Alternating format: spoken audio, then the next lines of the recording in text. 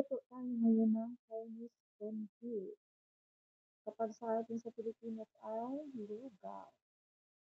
So, hinugasan ko na yan ng maigi yung bigas. Lagyan natin siya ng luya, kunting asin, at saka kunting mantika. Kunti lang yung mantika. Tapos, ibabad muna natin sa dito ng 30 minutes sa tubig. So, meron tayong pork. Ibablanch muna natin. Tapos, isasahog natin dyan. Kulo tayo ng tubig. Tapos, ilalagay natin yung ating blanch na pork.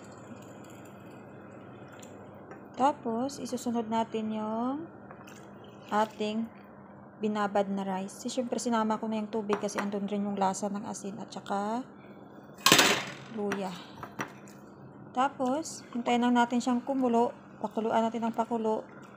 Pakuluan ng pakuluan hanggang sa lumapot siya.